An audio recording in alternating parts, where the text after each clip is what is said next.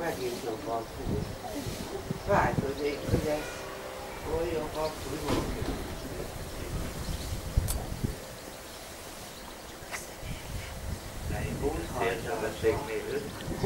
Úgy hagyjam, a bérkerek permetezni. Úgy elfújta a szépen. Lehet, hogy épp az. Meggyújtom én magamnak a kamerát. Jaj, ugye?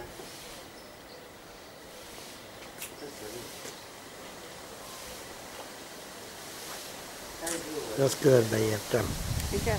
Itt a izénél. Csúszdánál értem körbe. Jól van. Hát a héjrához vezetem, veszem bele.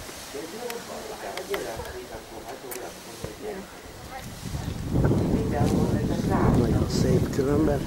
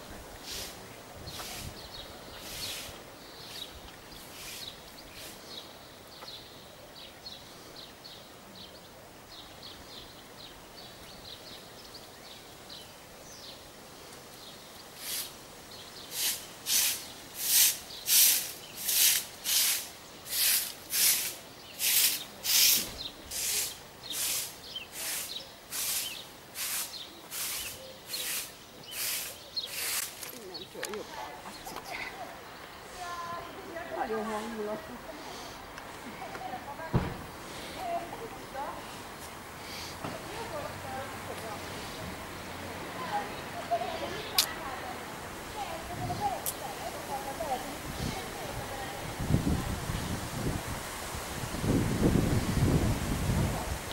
Tessék!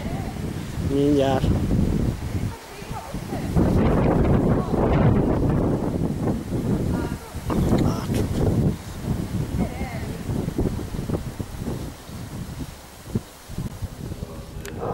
Döntése és tényleg szorgalmas munkája van benne. Akár döntéseket, akár tényleges végrehajtásokat nézzük.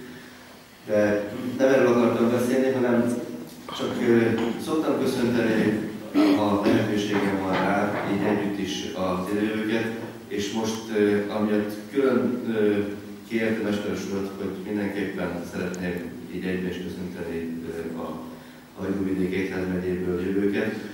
Annak az a nagy-nagy örömöm az oka, és tényleg minden itt lévőnek köszönöm, már úgy gondolom elsősorban Esperes úrnak és a lelkészeknek, akik velük szervezték, hogy elég régen, még szinte azt mondom, hogy 15-20 évvel ezelőtt hasonló létszámban jöttek a hajdúvidéki gyülekezeti konferenciákra, de az utóbbi legalább 10 évben már nagyon visszaesett a létszám, nyilván nekem van a sok oka, és örültünk, ha közelebb volt a létszám az 50-hez, mint a 40-hez. És az, hogy most ez hirtelen megduplázódott, most csak azokról beszélek, akik ténylegesen itt alszanak, és nem megfelelkezik azokról sem, akik csak egy-egy napra tudnak eljönni, őket bármikor tovább is nagyon szívesen látjuk, de nyilván más az, hogyha valaki tud lenni végig, minőségileg másképp tud lelkileg is elmélyülni és ismerkedni is másokkal. És főleg ezt szeretném megköszönni tényleg elsősorban Esperes úrnak, többi lelkésznek is, és nyilván azoknak, akik el tetszettek jönni. Remélem, hogy mindenki jól érzi magát, a programot is nézve Ismerem más egyházmegyéknek a programjait is, azokkal is összevetve egy nagyon jó program. Most ezt nem udvariasságból mondom, szívesen előnék most is sok program van itt, mint ott az Öldában. Érezzem mindenki nagyon jól magát, jó feltöltekezést kívánok, testileg, lelkileg és kikapcsolódást, pihenést is. Még egy kérésem szokott ilyenkor lenni, és most itt is elmondom, hogyha igyekszünk megfelelő hátteret biztosítani ezeknek az alkalmaknak. De hogyha bárhol olyan dolog van, vagy éppen nincs, ami kéne, hogy másik kéne működjön, mint ahogy működjön, akkor tessenek szólni, akár nekem, vagy a munkatársunknak arról, attól is, hogy miről van szó, és ha tudjuk, akkor azt kiigazítjuk. Nem mindent tudunk rögtön észrevenni, olyan is, amit nem tudunk megcsinálni, de ha van valami, akkor tessenek szólni, ilyenben, hogy tényleg a háttér az megfelelő. Köszönöm szépen a lehetőséget, és továbbra is hívogatok mindenkit az ilyen alkalmakra mindenképpen, de más alkalmakra is, akár egyházi alkalmak, akár egyéni üdülés, pihenés, hiszen arra is van lehetőség. Aki már volt egy óvízben, tudja nagyon jól, hogy az is egy testi felfrissülés. Ezekre is van lehetőség, hogy nyugodtan tessenek minket keresni, akár direkten is. Még egyszer köszönöm szépen a lehetőséget, és jó emléket kívánok. Mennyire értéktelen ez a mai világ, milyen értékválság van. Hiszen amit a mai érték bizonyít, azt az interneten ismerjük, meg a televízióban, vagy a rádióban. És ezek az értékek ma vannak, holnap nincsenek. Félelmetes az, olvastam, hogy egy gyermek odafordul a nagymamájához, és azt mondja, hogy nincs Isten. Nagymama megkérdezi, hogy miért mondod ez gyermekem? Hát már még nem volt a tévében. Lássuk meg, hogy mi a munkaterületünk. Kik vagyunk, hol vagyunk, miért vagyunk. És hirdessük, hogy Jézus Krisztus azért jött, hogy mindenkit megmentsen, megszenteljen és megerősítsen a szolgálatban. Isten bárhol, bármikor és bárkit használ. Mindegy, hogy nő vagy férfi. De érintsen ez meg a mai előadás címe miatt elsősorban bennünket nőket. Krisztus nem a múltunkért van mögöttünk, hanem a jövőnkért van előttünk. És gondolataimat hadd fejezzem be Bácsi Sándornak egy versével, amit találtam. A nagy küldetés. Könnyebb volt akkor, amikor a mester szólott, jöjj és kövess engem. Szólott, evesz a mélyre. Szólott, menjetek el kettenként. Szólott, menjetek a széles világba. Szólott, hirdessétek az örök hírt. És akinek szívében mélyebb tűzszeme, az elindult és ment. Ott vette a hálót, elhagyta mindenit. Egy sarúval és táska nélkül elindult, mint hűtanítvány, mint biztos bizonyosság, hogy várja otthontalan út. Falu széle, hol lábáról a port is lerázta, mert az igének ellenállnak. Hogy áruló Júdás, zűrzavaros Gecsemáné, gyötrelmes keresztfa sírból kinövő kételj után a feltámadt Krisztus tanújaként meggyőzze a világot. Jaj, hogy azóta mennyire halkult el szívünkben a krisztusi hívás. Mennyi szavunkban a bölcseletünknek fényeit élesztő sanda varázsszó. Emberi méretű formaígéret, hitben erőtelen tétova Zsoltár, kegyeskedő szóban elvörgő ítélet, rangvita, fényes cifra nyomorúság. De hogyha a lélek szent tüze gyullad, megragad és küld szét a világban, minden népekhez tétova akkor nem lehet senki. Hangzik az ige, szomjazó lelkek folyama árad íme a forráshoz. Tartsd meg a helyen, mert koronádat, mestered majd ott adja jutalmul, ahova küldő szent szava állított. Így legyünk a hit útján nők, így legyünk itt valók. Köszönöm szépen. Én ültettem, Apollós öntözte, de a növekedést Isten adta.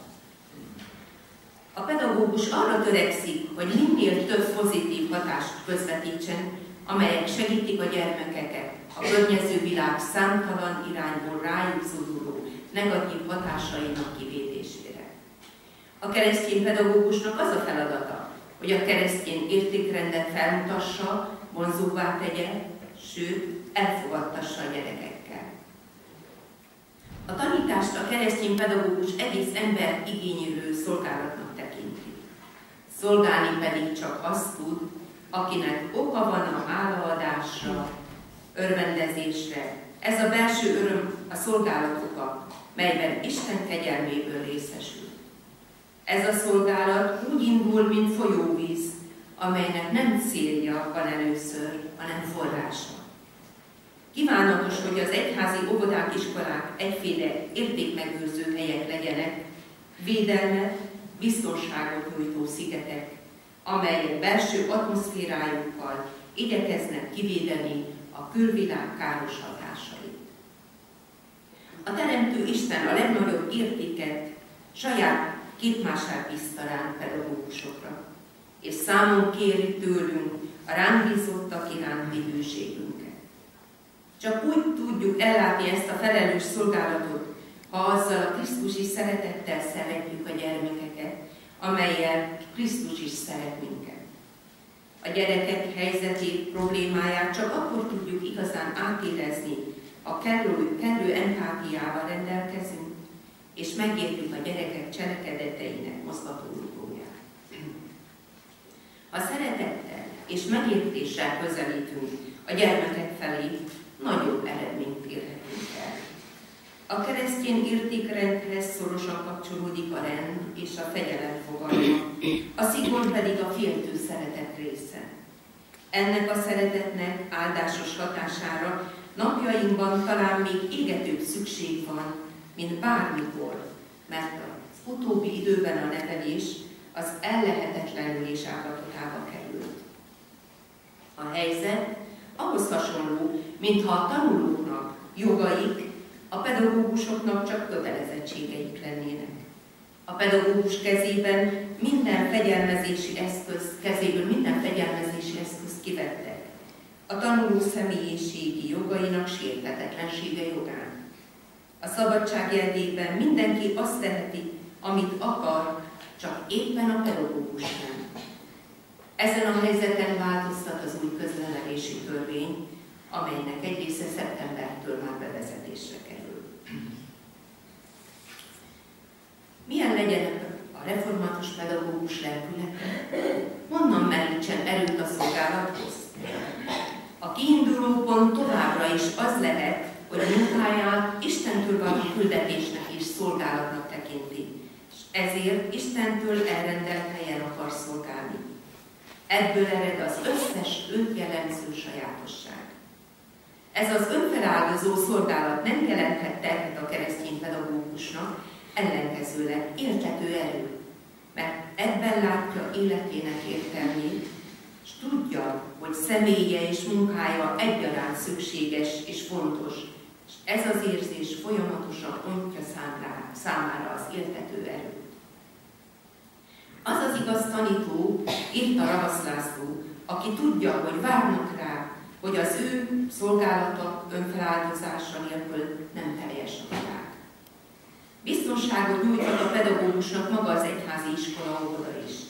Jelenleg ugyanis csak a felekezeti intézményeknek van szilárd eszmei hátterük, mivel értékrendjük a kereszténységben gyökeredzik, míg az egyéb fenntartású intézmények világnézet és semlegessége zűrzavarral küzdködnek. A hívő pedagógus csak optimista lehet, és derűt kell sugároznia a világban, így a gyermekek közösségében is.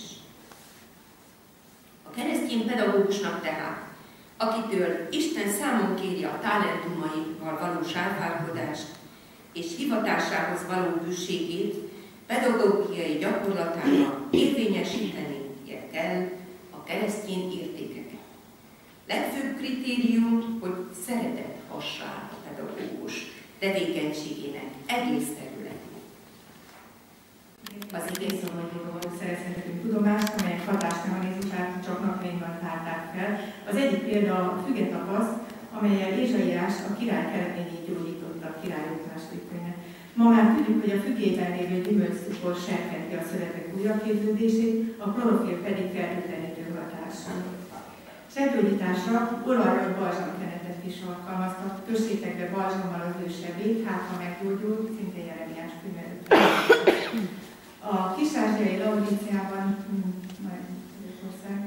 a János jelenésében olvashatjuk, hogy szemkenőcsöket készítettek, amivel a fájdalmat lehet enyhíteni. Olívaolajból, borból valamilyen keveréket készítettek, az pedig vérzéscsillapításra, ezt már vérzéscsillapításra használták. A híres görög orvos Hippokratész 3-400 gyógynövényorvosságot jegyzett felírásaiban. A középkorra áttérve a középkorban a gyógynövények ismeretét a szerzetesek őrizték, és nagyon magas szinten termesztették is a gyógynövényeket, ilyen speciális gyógynövénykertekben, és nagyon komoly tudománya volt ennek.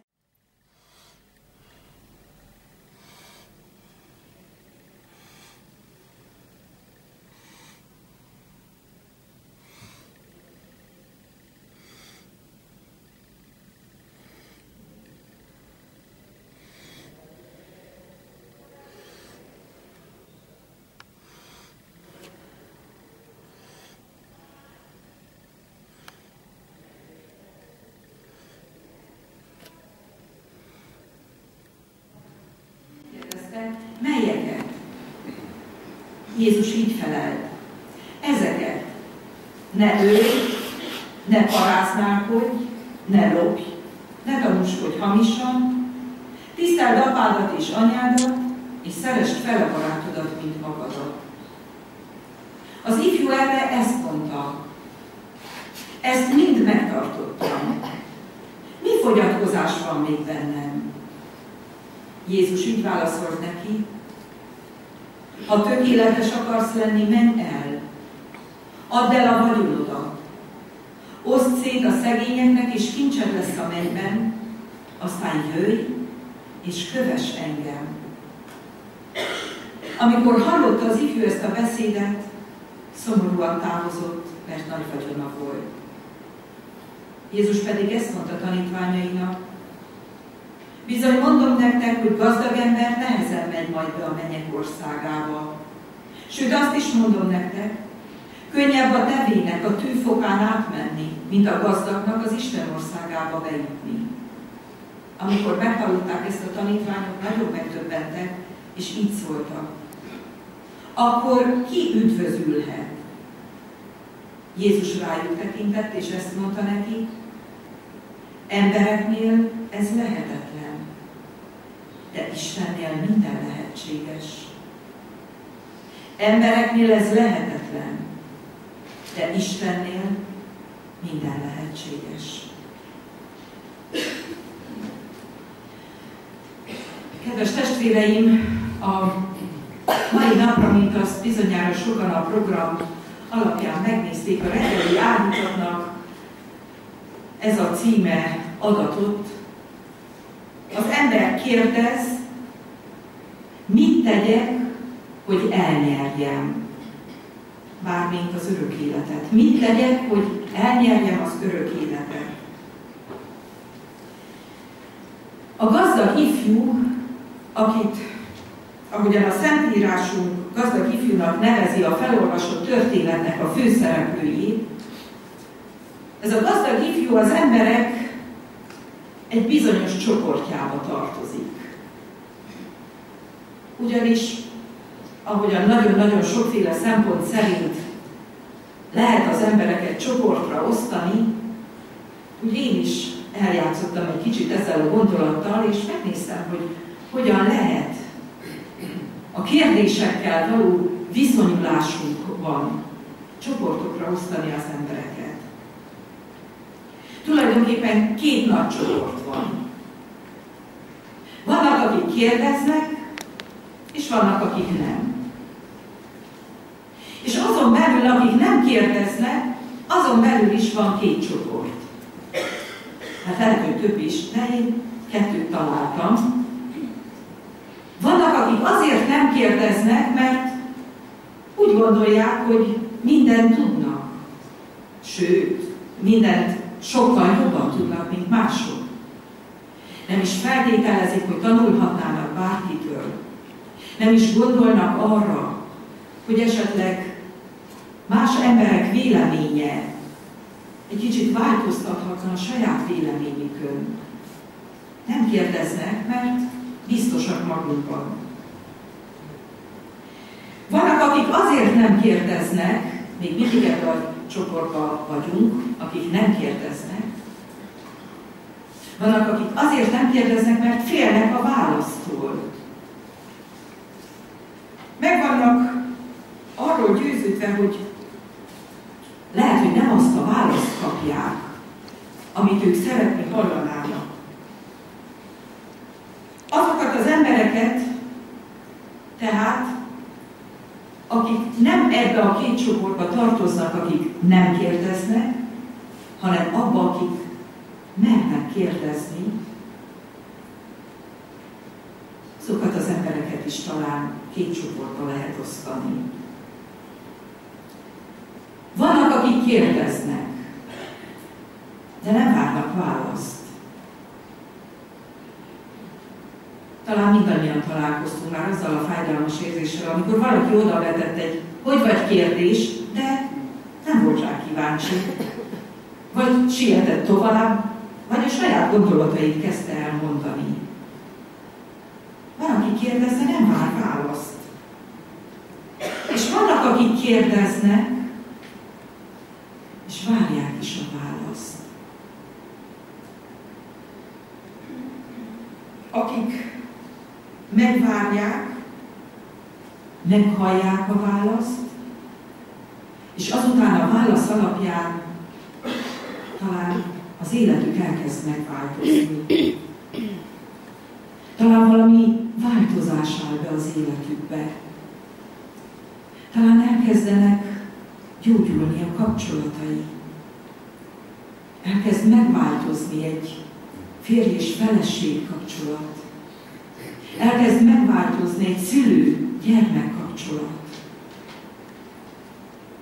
És vannak, akik kérdeznek és várják a választ,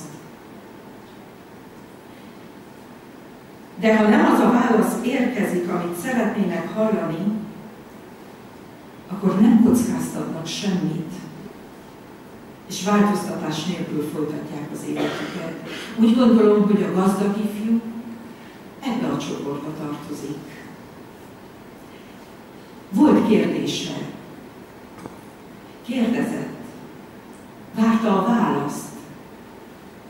De nem mert kockáztatni, hogy bármi is változzon az életében. Kérdez. Mester, mit tegyek, hogy elnyerjem az örök életet?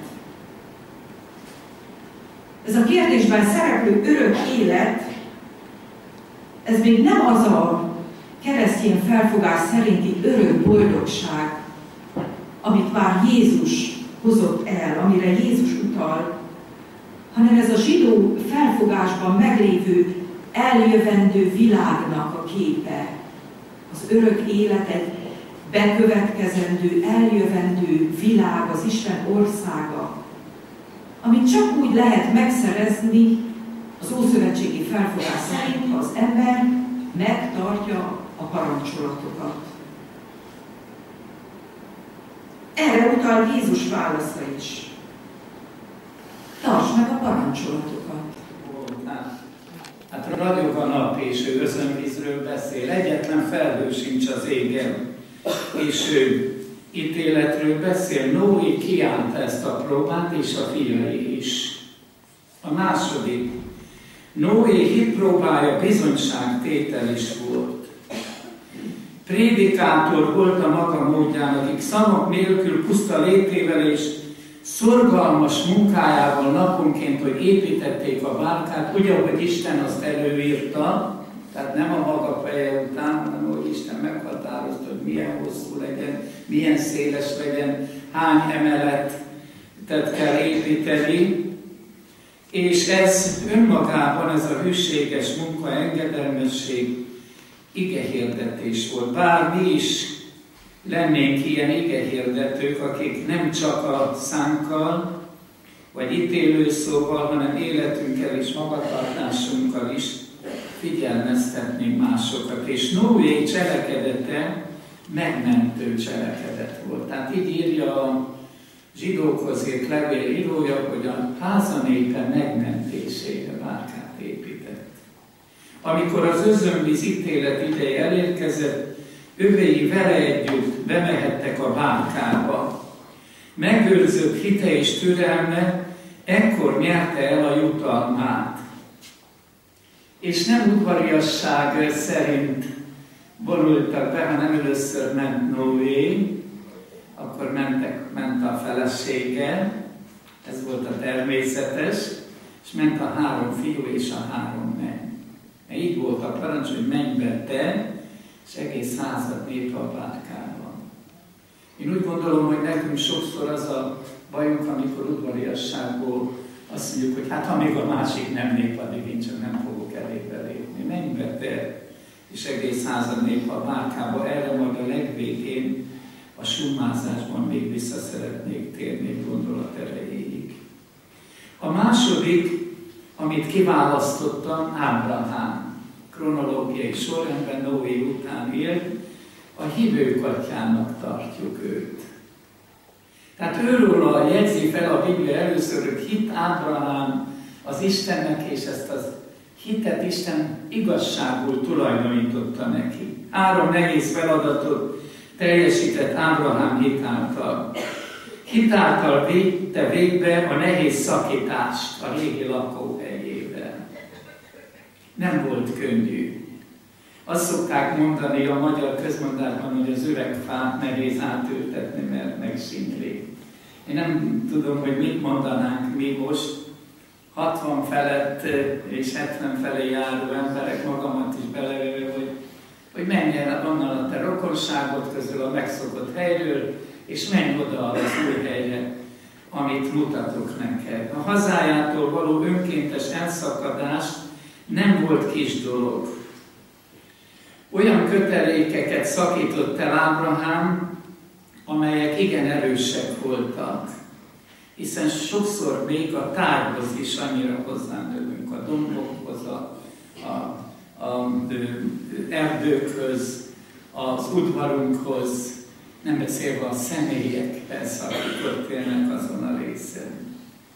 Képzeljük magunkat bele. Milyen nehéz volt például elengedni Jákobnak a legkisebbik fiát, Benjámint, amikor vitték a többiek Egyiptomba, és majd később jön ki aztán az öröm. Milyen szívettépően sírtak a cézárei keresztjének, amikor már búcsút vett tőlük, és azt mondta, hogy nem látjátok többé az én orcámat. Pedig hát ezek olyan kis bagatel dolgoknak látszanak, és a hívő szívet megviselik, és sírásra késztetik. Tehát ezek a példák mutatják, hogy emberek vagyunk, nem földre szállt angyalok.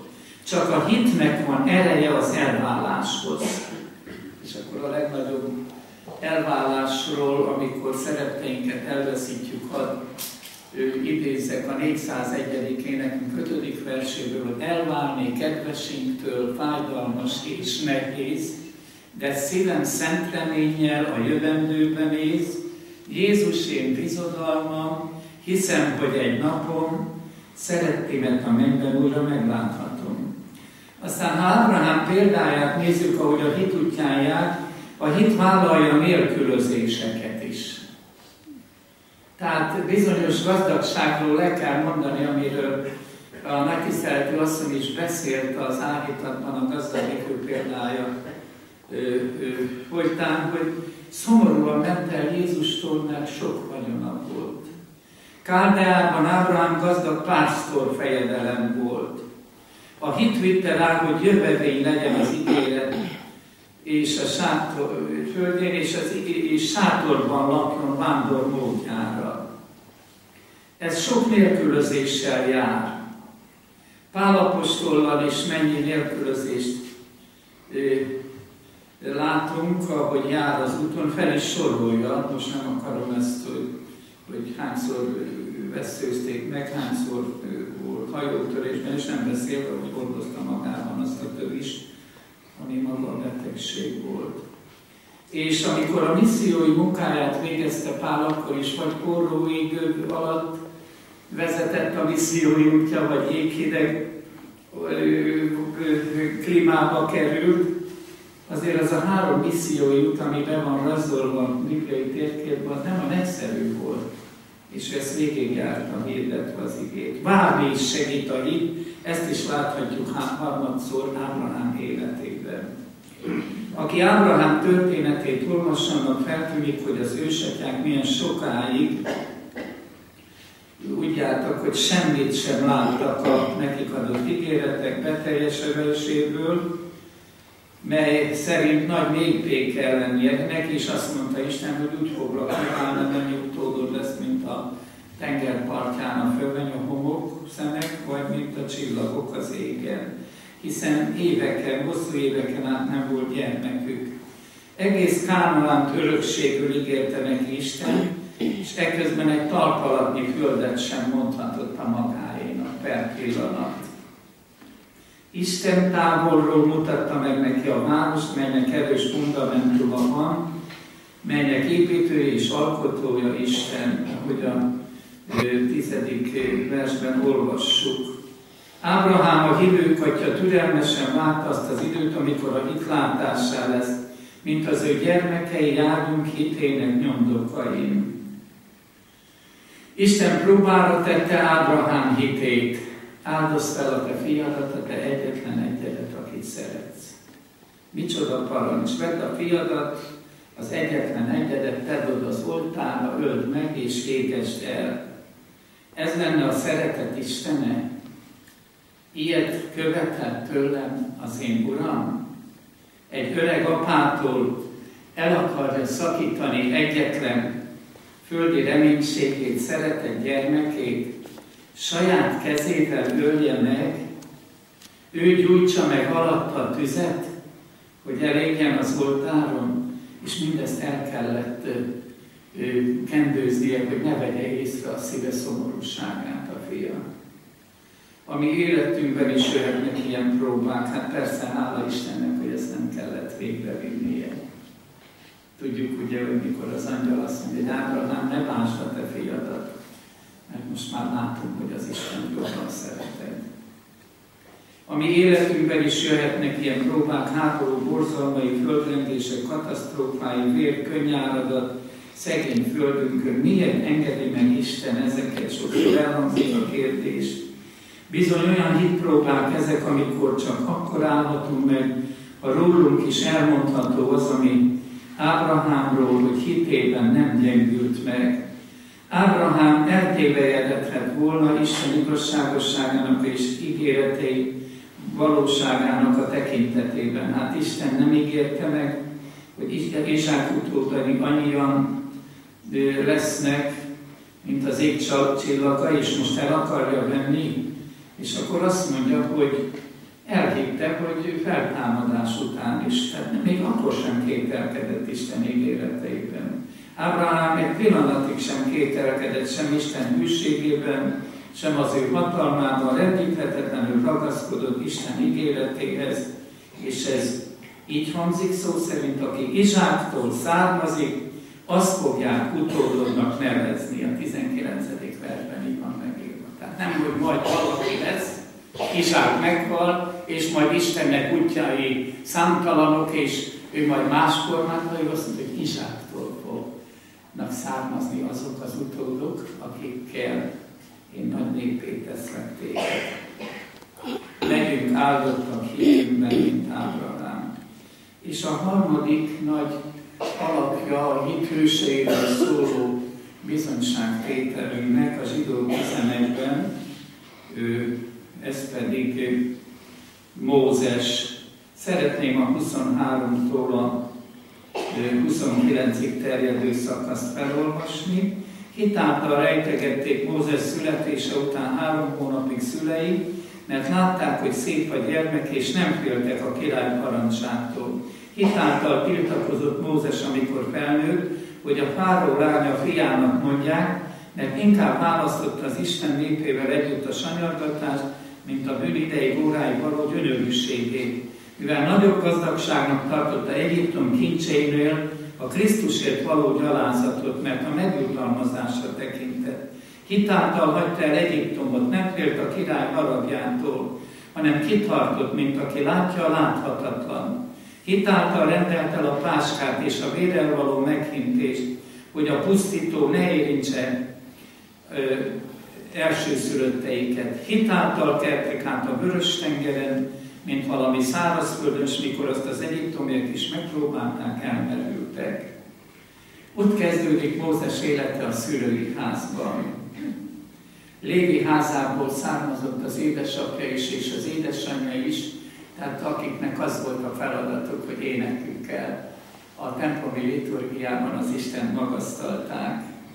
És ez rányomta a bélyegét Mózes életére. Megőrizték hitüket a nehéz napokban is, amikor a szülők a kedves gyermeküket nézték, hitébre szívükben, hogy Isten meg fog őt menteni a rettenetes haláltól, ugyanis a fáraó határozta és kiadta a parancsot, hogy minden izraelita gyermeket a vízbe kell folytani. Elhatározták, hogy el fogják rejteni a gyermeküket. El kell tekinteniük attól, hogy saját életük veszedelemben van. Tehát vállalták a kockázatot. A rettenetes fáraó félelmes parancs ellenére kell cselekedniük. Ha besúgják őket, félelmes lesz az ítélet. A hit azonban bátrakká teszi őket és segít nekik, hogy ne a veszélyre nézzenek. A veszély pedig nőtt, gyermekük láthatólag napról napra ugye nőtt és egyre jobban bőgítsék, ők pedig bíztak abban az örökkévaló Istenben, aki mind a múlt, mind a jövő felett uralkodik. A 90. Zsoltárban énekeljük, hogy te voltál, és te vagy erős Isten, és te megmaradsz minden időben. Nem néztek az ellenségre sem. A gondolataik a fáraó, és ennek rettenetes hatalmán járt volna, el kellett volna csüggedniük. Mi volt ez a két szegény, védtelen szülő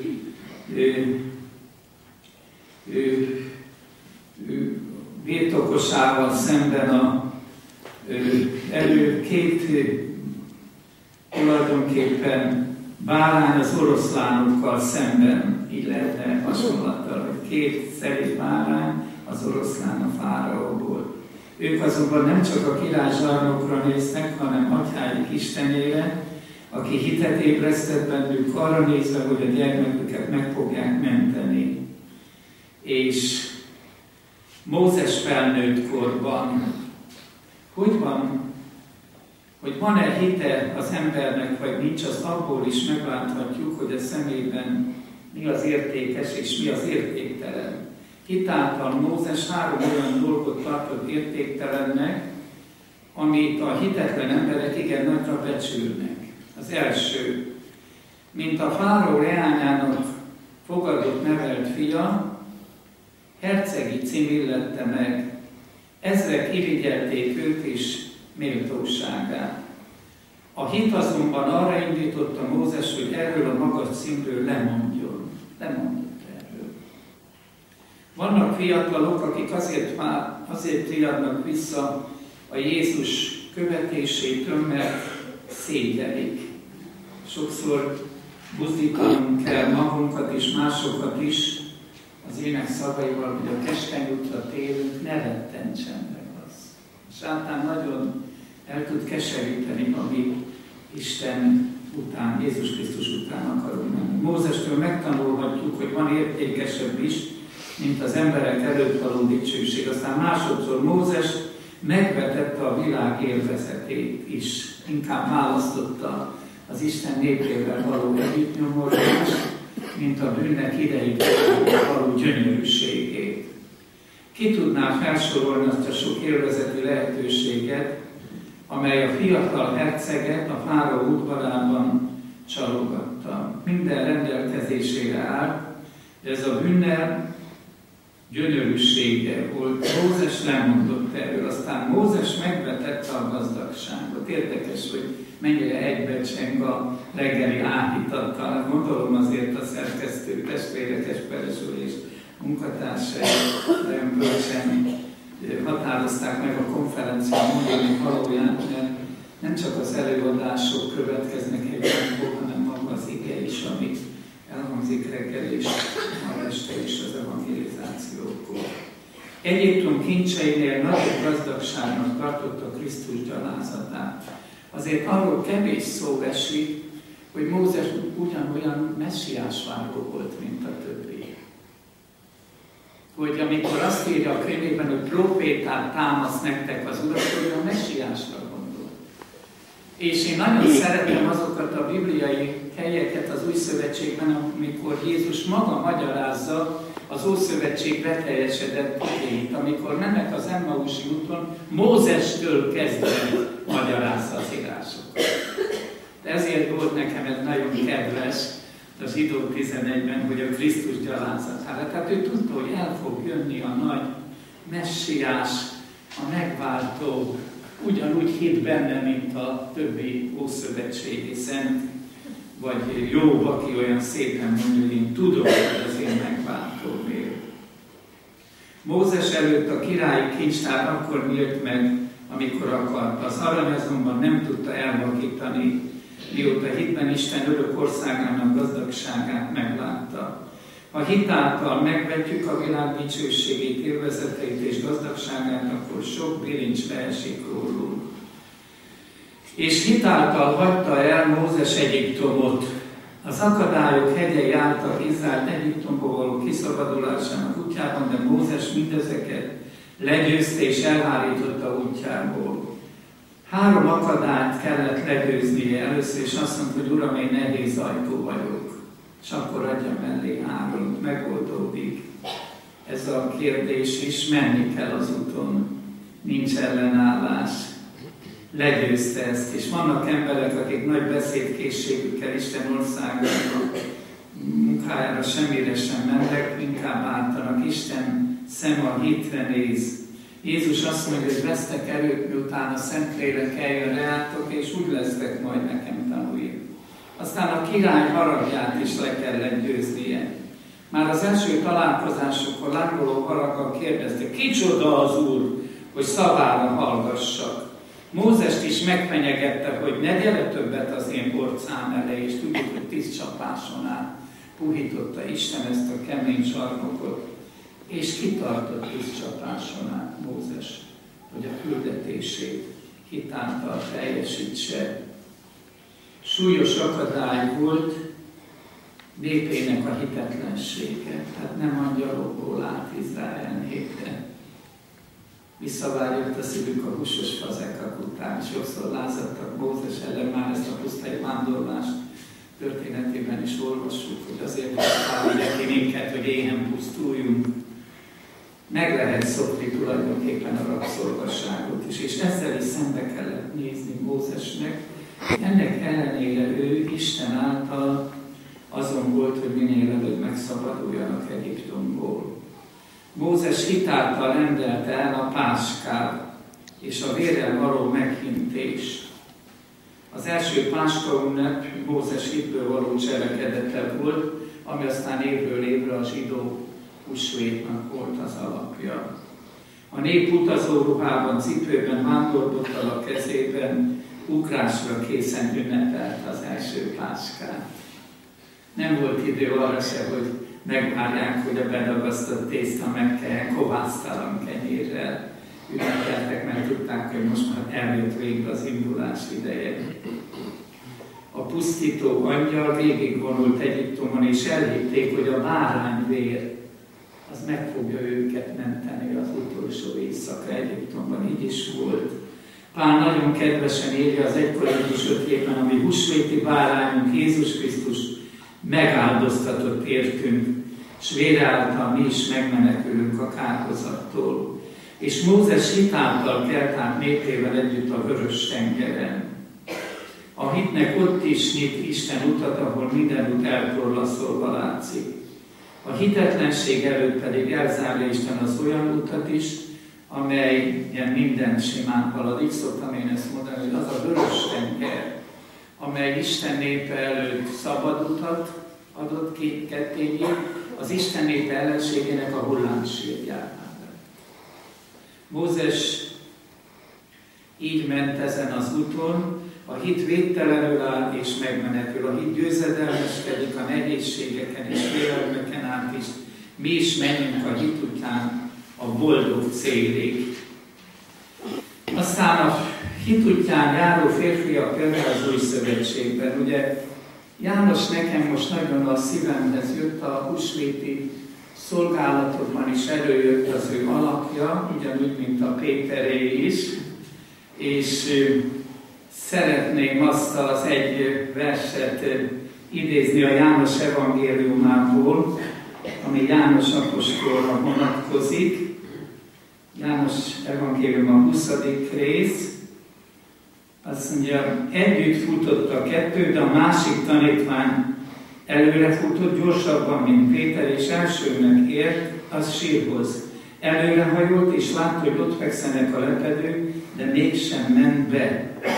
És akkor az a vers tulajdonképpen, ami nagyon fontos, amikor viszont Péter is odaért, és ő bement, akkor ő bement János is utána, aki elsőnek ért a sírhoz, és látott és hitt. Ugyanúgy hallotta János az elhívó Jézusi hangot, mint a többi 11. Kövess engem, elindult. Ott volt Jézus közelében, Jairus lányának feltámasztásakor. A Márk evangélium ezt külön feljegyzi. Ott volt a megdicsőülés hegyén, a 3 apostollal. Ott volt az utolsó vacsorán Jézus kebelén, tehát Jézus közvetlen közelében volt. Ott volt a Gecsemáné kertben. Hát, hogy elaludt, ez is mutatja, hogy ő is ember volt. Meg, hogy ott volt abban a közösségben, amikor a samaritánus falura tüzet akartak kérni, hát ez is mutatja, hogy János is ember volt, de mégis ő volt az egyetlen a 12 közül, akinek töretlen kapcsolata, közössége volt Jézus Krisztussal. Aki elkísérte nem csak a főpap udvarában, hanem a Golgotáig.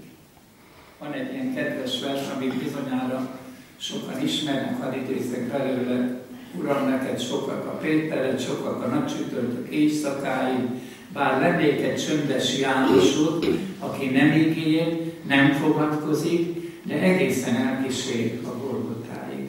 Hallotta Jézus szavait, látta a megváltót meghalni. Az ő gondjaira bízhatta a haldokló Jézus Máriát, hogy törődjön vele. És ez nem azt jelentette, hogy János a missziói munka alól felmenti Jézus, hogy most már az édesanyját tutújgassa, elnézést a profán kifejezésében, nem szeretek szent dolgokba profánul, de talán így egészen közel megértjük. Ő ugyanúgy missziózott, mint a többi, de hogy nagyon hűségesen gondozta Máriát, az biztos. Hogy halálos komolyan vette a haldokló megváltójának ezt az óhaját, hogy imhol a te anyád. Együtt futott a sír Jézus sírjához. Hamarabb ért oda, mert fiatalabb volt, ő csak benézett a sírba, aztán Péter is megérkezik, ő bement, mindent megvizsgált, míg Péterben nem volt teljes a hit, ő pedig látott és hitt. Már akkor elhitte, hogy Jézus feltámadott, amikor még nem is találkozott vele. Bizonyára, hogy eszébe juttatta a Szentlélek Jézus szavait, hogy hát Jézus elmondta, ez 3-szor nyilvánosan beszélt arról, hogy szükség, a szenvedés, szükség a kereszthalál, és szükség a feltámadás. Aztán roncsátok le a templomot, 3 nap alatt felépítem, megint a feltámadásra utal. És amikor azt mondja, hogy egy gonosz és parázna nemzedék jelt kíván, de nem adatik neki másság, csak a Jónás próféta jele, akkor is a feltámadására utal. Jézus is mindezt elfelejtett a többiek. Jánosnak biztos eszébe jutott. Mindenki elfelejtett, nem ugyanaznap este, majd egy héttel később maga Jézus is találkozott vele. Hát erre aztán rátette a koronát teljesen az Úr az ő hitére. És tulajdonképpen késő öregkorban, Efézusban halt meg, természetes halállal halt meg, és hadd fejezzem be a róla való tanítást azzal, hogy megadatott neki az, hogy amikor Patmos szigetén a Krisztus evangéliumáért száműzve volt, találkozott még földi életében dicsőséges Krisztussal. Ugye azt olvassuk a prológusban, a jelenések első részében, hogy a lábai elé estem, mint egy holt, meglátta a dicsőségben ragyogó Krisztus, de rám tette a jobb kezét, és akkor mondja neki, hogy ne félj, én vagyok az első és az utolsó, pedig halott voltam, és íme élek örökkön örökké, és nálam vannak a halálnak és a pokolnak a kulcsai. Tehát a hosszú természetes halál, még a földi életében még egyszer a Jézussal való találkozás, ez mind jutalom volt János számára. És kedves bemutatást, tekintettel arra, hogy a parókám már rég megésült, nagyon sokan ismernek engem. De biztosan van olyan is, aki még nem. Mindenek előtt engedjék meg, hogy én is nagy szeretettel köszöntsem kedves mindnyájukat, és megkülönböztetett szeretettel szülővároson küldöttségi fajlulásról érkeztek. Tudnék, mi már 3 év vagyunk és benszülöttnek számítunk, jó találkozni a otthoniakkal. De végig nagyon szeretettel köszöntöm a hajdunálásról régen származott, igazi tőzsgyökeres hajdunálási barátaimat, nagy tiszteletű Kéki Imre és nagy tiszteletű asszony feleségét, aki szintén itt van.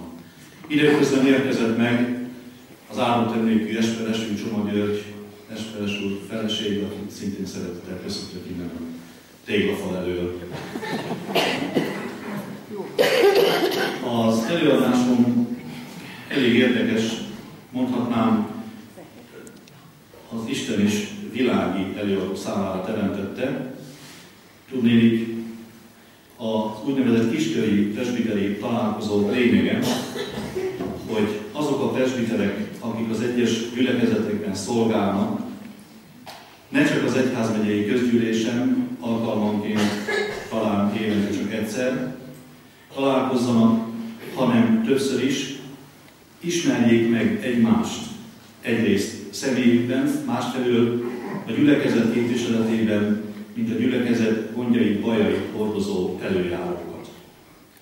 Akkor, amikor ezek a találkozók tulajdonképpen csak gondolatban megszülettek, ennek körülbelül 6 éve, már akkor is egy olyan fajta igényt kellett kielégítenünk, amely a gyülekezetek presbitériumi részéről jelentkeztek, tudjuk, hogy szükség van ezekre a találkozókra. A 6 év alatt szinte mindenki találkozhatott mindenkivel, és az igazság az, hogy a 6 év eltelete után is vannak olyan problémák, amik 6 év óta folyamatosan léteznek, vagy újra termelődnek. Ez valószínűleg egy olyan jelenség, amelyet bármennyire is szeretnénk, nem tudunk elkerülni, mert az is igaz, mint általában, hogy a probléma problémát szül, vagy ha nincs, akkor csinálunk. Mielőtt a részletekre térnénk, egy Pál apostoli levélből, a Korintusiakhoz írt első levélből, 15. részének a 58. versét szeretném felolvasni. Egyrészt azért, mert olyan dologról és dolgokról szól hozzánk Pál apostol ebben a levélben, amelyet lehet, hogy mi lelkünkben érzünk, lehet, hogy szívünkben is megfogalmazódik, de ha szavakba kéne önteni, nem biztos, hogy így el tudnánk mondani. Tehát még egyszer, Pál apostol első level a Korintusiakhoz, 15. versének 58. 15. részének 58. versen. Ezért, szeretett testvéreim, legyetek szilárdak, rendíthetetlenek. Buzgolkodjatok mindenkor az Úr munkájában, hiszen tudjátok, hogy fáradozásotok nem hiába való az Úrban. Gyakorlatilag ez a mottója, ez lehetne a mottója az évenkénti rendszerességgel megrendezett kisköri találkozóknak. Én biztos vagyok abban, hogy a sorok között nagyon sok olyan presbiter van, aki már részt vett ilyen találkozón, de azt is el tudom képzelni, hogy vagyunk egy néhányan, akik még nem voltunk ilyen helyen. És engedtessék meg nem csak azért, mert az idő szűkre szabott, hanem mert értelmesen lenne a 6 év összes témáját, problémáját előadónként elemezni. Ezért nekem az a véleményem, valószínű találkozik többek elképzelésével, hogy csak szemléltetésként az a legutolsó ilyen kisköri találkozó érintőleges ismertetésére térjek ki, hogy mégis lássuk, láttassam, hogy egy ilyen kisköri találkozó milyen csodálatos és tartalmában igen gazdag és épülésétre szolgáló esemény. A legutolsó ilyen kisköri találkozó Hajdúböszörményben a Bocskai téren volt, ahol én érzésem szerint, de ez lehet, hogy szubjektív, és az nem baj, mert ezt én mondom, talán a találkozók legjobbika volt. Egyrészt, mert igen nagy volt az érdeklődés, másrészt olyan témákról hallhattunk, amely valamennyiünket megérintett, és hogy ez így van, azt azért tudom ilyen bátran kijelenteni innen a Szenthelyről, mert az utána következő beszélgetés során kiderül, hogy kiszaladtunk az időből. Ami nagyon ritka, mert általában, amikor előadás után beszélgetésre kerül sor, akkor nagyon nehezen indulnak meg a kérdések. Nem kérdeznek az emberek, pedig én tudom, hogy vannak kérdések. Azt is tudom, hogy nehéz megfogalmazni, azt is tudom, hogy talán szerénytelenségnek tűnik, ha valaki olyan túlságosan jól informáltnak tűnik, és mindent jól tud kérdezni, de ilyen is van, és nekem az a véleményem, hogy a hajdúböszörményi kisköri találkozó a nagyon rövid történelme során az egyik legsikeresebb találkozó volt. Engedtessék meg, hogy csak látatosan ismertessem, és mint egy bemutatásként, hogy miről is volt szó Hajdúböszörményben 2012. március 11-én. Természetesen, mint minden ilyen találkozó, vasárnapra van szervezve, hogy a helyi gyülekezettel együtt részt vegyünk a vasárnap reggeli délelőtti istentiszteleten. A hajdúböszörményiek szép számmal, valamint a vendégek is elég nagy számban részt vettünk ezen az istentiszteleten. Aztán következett a kisköri találkozó érdemi része, ahol is átvonultunk közösen a hajdúböszörményi Baltazár Dezső Református Általános Iskola újonnan épült, csodálatosan szép evélőjébe, amely bármely gyülekezet részére gyülekezeti házként is csodálatos módon tudna funkcionálni.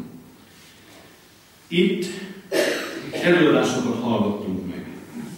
Nevezetesen az első előadó nagy tiszteletű Romencné, nagy tiszteletű Szokó Tünde tiszteletasszony volt, aki a gyülekezeti belső mag építéséről számolt be, és tartott egy rettenetesen építő jellegű előadást, és itt a rettenetes szó lehet, hogy egyeseket elrettent, de a volumen, a nagyságára értem, hogy másfél két oldalsza nem volt elég, hogy a kérdések közönére tudjanak az előadók válaszolni. Tudniillik, és ez is bizonyítja, hogy ma a református gyülekezetek vonatkozásában nagyon valószínű, hogy egyik legfontosabb és sarkalatos kérdés a gyülekezet, nem kérdésben a gyülekezet magjának építése, megtartása és reményeink szerint bővítése. Mert egy nagyon érdekes helyzet alakult ki. Létrejön az idők múlásával a generációváltás, az idősek elmennek a mindenélők útján, a fiatalok pedig nem jönnek. Vagy ha jönnek, akkor alkalmanként úgynevezett ünnepi vendégek a templomban, és akkor ez még a jobbik eset. Egy nagyon statisztikai, érdekes esemény van azért kialakulóban. Tudni, ha statisztikát vonunk, akkor egyes istentiszteleteken, némely intézményfenntartó gyülekezetben minden hónap egy vasárnapján, úgynevezett családi vasárnapot tartunk, ahol az egyébként vasárnaponként megjelenő gyülekezet létszámához képest többszöröse az ott lévők száma, de mint mindenütt a tömeg az nem mindig jelent nagy létszámot. Mert az is az én meglátásom és tapasztalatom, hogy az ilyen vasárnapi istentiszteleteken, ahol családi vasárnap van, az az úgynevezett mag, akik rendszeresen látogatják az alkalmakat, és nem csak a vasárnapi istentiszteleteket, hanem minden más hétre meghirdetett lehetőséget és alkalmat, azok bizony olyan esetben, amikor családi vasárnapon talán kevesebb számban vannak jelen az istentiszteleteken. Tehát ez egy csalókakép, és engedtessék meg egy abszolút szubjektív megjegyzés, amikor erről otthon a nagytiszteletű úrral beszélgetünk, akkor engem mindig vigasztal, és lehet, hogy néha erőltetett optimizmussal közli, hogy az építkezés egy folyamat. Lehet, hogy most még így vannak itt a templomban, de az is lehet, hogy majd egy év múlva, 2 év múlva már a maghoz tartoznak. Ebben biztos vagyok, hogy van igazság, de az is igaz, hogy én meg egy kicsit türelmetlen vagyok. De ez emberi dolog. A következő napirendi pont volt ezen a bizonyos kisköri találkozón, az az általam már igen pozitívan bemutatott beszélgetés, amelynek nem tudott vége szakadni, és ez a rendhagyó, és ez bizonyítja, hogy erre a találkozóra különös tekintettel a tartalmi oldalára is nagy szükség volt. Az egészet követően nagy tiszteletű Molnár Csilla lelkésznő tartott szintén építőjellegű és csodálatos szép, mindenki számára érthető előadást Jézus és a tanítványokról. És most nem kifejezetten a Bibliából ismert tanítványokra gondolunk, hanem a mai kor Jézus és a tanítványok kapcsolatára. Ez is egy nagyon érdekes előadás, úgyhogy én nekem az a véleményem, hogy nagyon hosszú ideig, míg a következő kisköri találkozó nem lesz, amíg ez lesz a legjobb érzésem szerint is legépítőbb a találkozó, kisköri találkozók során. A kisköri találkozó, mint olyan, tulajdonképpen szerintem történelmi szükségszerűségből jött létre, és én biztos vagyok abban, hogy mint minden ilyen kezdeményezés, amely kezdetben lehet döcögre indul, de mégis kiteljesedik, ezelőtt egy szép jövő áll, és abban is biztos vagyok, hogy azok a presbiterek, akik ezeken a... Kimegy.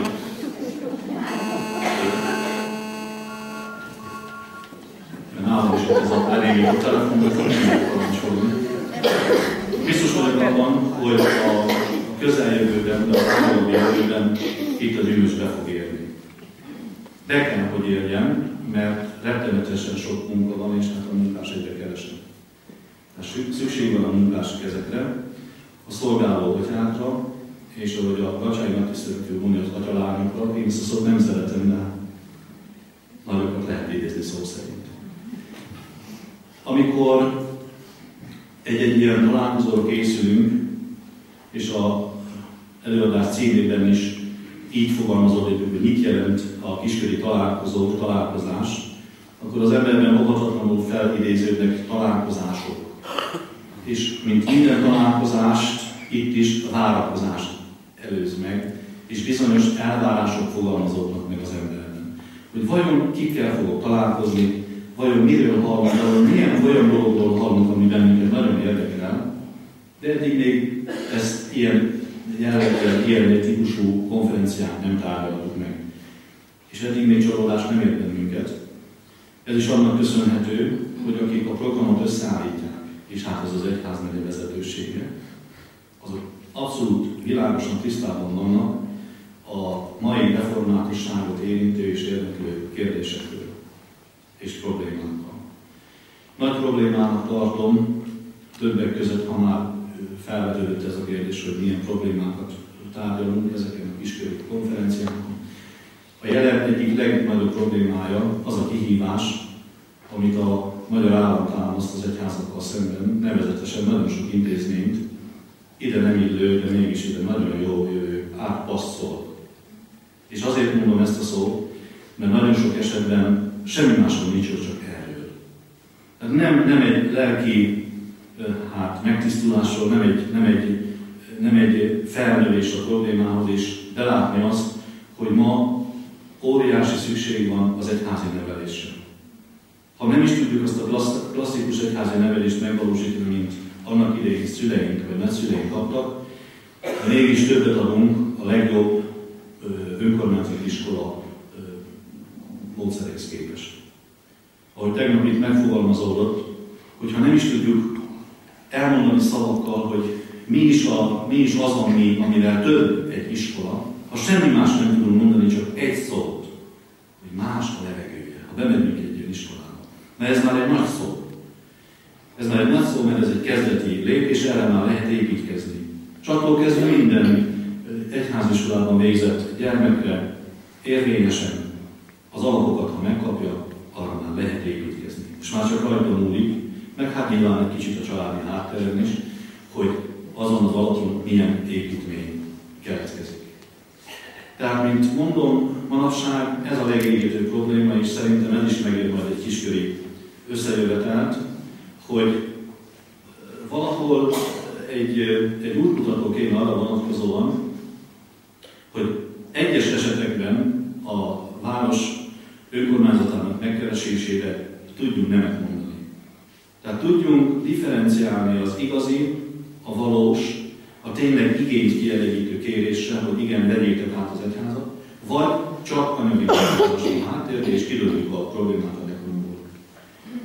Itt biztosan van közöttünk is olyan, aki erre azt mondja, hogy tulajdonképpen mi erre születtünk, hogy a problémát oldjuk meg, és gondolkodás nélkül hajtsuk végre Isten akaratát, vagyis ne hagyjuk a templomot és az iskolát. Ez biztosan így van. De nekem a fülemben cseng főtiszteletű Hegedűs Loránd püspök úr 1993. december 6-án elhangzott beszédéből egyetlen mondat. Ez a dátum azért maradt meg az én memóriámban, mert a Hajdonállási Református Egyházközség 1993. december 6-án kezdte meg a tárgyalásokat a helyi önkormányzattal egykori református iskolájának visszavételéről és visszaadásáról.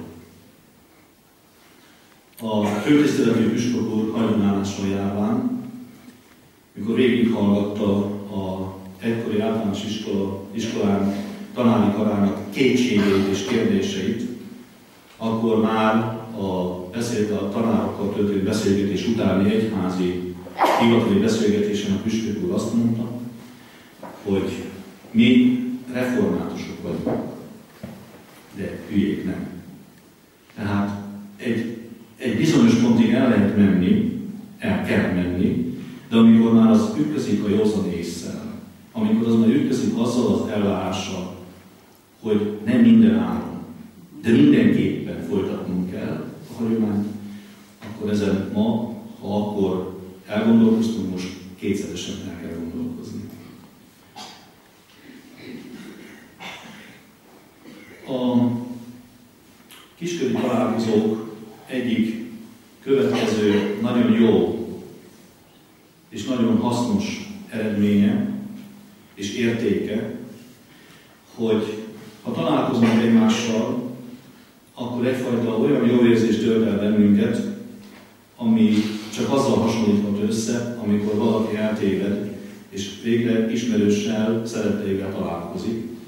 Tehát az a tudat, hogy nem vagyunk egyedül, amellett, hogy Jóisten és Jézus Krisztusba vetett hitünk mindenben támogat, de nem vagyunk egyedül, hanem egy olyan nagy családba tartozunk, akik magukat református keresztényeknek mondják, akiknek hasonló gondjaik vannak, vagy ha már megoldották, akkor tudnak nekünk segítséget adni. És ez az, ami ebben az esetben is, és más olyan esetben is, mint például ez a mai nap is. Óriási támogatást kapunk a mi esetleg kétkedő lelkünkben és szívünkben, és biztos vagyok benne, hogy nem csak a mai nap, de ez a hét, vagy egyetlen perc, amit itt töltünk együtt, nekünk csak épülésünkre szolgál. És nagyon sajnálom azokat, akik egy ilyen jelentős eseményen nem tudnak részt venni, egyrészt mert akadályoztatva vannak, másrészt mert nem is tudják, hogy mit mulasztanak. Még egyszer mondom, nagyon sajnálom, hogy ebből kimaradnak. És nem is értem, hogy tudnak enélkül egyáltalán tovább úgy élni, hogy nem érzik ennek a hiányát. De azért vagyunk itt, hála a Jóistennek ilyen szép számmal, hogy az itt hallottak átokat otthon mondjuk el, legyenek azok is részesei, akik nem voltak itt, és kapjanak arra indítást, hogy a lehető legközelebbi alkalmon nagyobb számon vegyünk részt ezeken a csendes napokon. Én úgy gondolom, hogy a gyülekezetekben ezt meg lehet úgy is oldani, hogy akár egy istentisztelet után, vagy istentiszteletet követő délután összejönni azokkal a atyafiakkal, akiket ez a dolog érdekel, és ott egy beszámolót tartani. Mert hiszen most egy olyan gazdag és tartalmában nagyon csodálatos heti programban van részünk, amelyből én nekem az az érzésem, hogy ha csak minden vasárnapra egy témát dolgoznánk fel, akkor is a következő találkozóig kitartana. Mindamellett én nem nyújtom tovább ezt a beszámolót, mert hiszen attól tartok, hogy ismétlésbe bocsátkoznék, mindamellett nem vagyok arra azért elhívva, hogy olyan bölcsességeket mondjak, amit nem tudok mondani. Azért azt előre bocsátom, hogy az előadásom végeztével egy olyan éneket szeretném, ha elénekelnénk, ami nekem nagyon kedves énekem, és ha a gyülekezet is úgy gondolja, akkor ezt énekeljük még el. Köszönöm szépen! Ez az ének pedig a református énekeskönyv 512-es dicséretének minden versszaka. Egy barátom van nekem, e földön párja nincs. Gyöngéden és híven szeret, szerelme drága kincs. Nem tudnék élni nélküle, ő éltet, önt belém, s így ketten együtt járunk, az Úr meg én. Erőm, ha fogy, elfáradok, ő látja és érti azt, hű karját nyújtja támaszul, erőt ad és vigaszt. Világos utakon vezet, nap ő éltem egény, így járunk ketten együtt, az Úr meg én. Jól tudja ő, hogy szeretem, s ez nem puszta szó, de hát az ő szerelméhez mi volna fogható? Örök szerelmét zengenem, az én nyelvem szegény, egymást mi így szeretjük, az Úr meg én. Elmondok én mindent neki, jót, rosszat, egyaránt. Öröm, ha ér, közlöm vele azt is, ami bánt. Tanácsot ő ad én nekem, csak tőle kérek én, egymással így beszélünk, az Úr meg én. S mert tudja jól, hogy hajt a vágy megismerni lelkeket, rám bízza, hogy beszéljem el, hogy ő minket nagyon-nagyon szeret. Meghalni értünk szállt alá, és járt e földetünk. Így dolgozunk mi együtt, az Úr meg én. Az ő igáját hordozom, nem érzem a terhet. Nehéz az ő keresztje volt, mit bűnömért emelt. Ő üdvöt szerzett én nekem, mert néki élek én, a terhet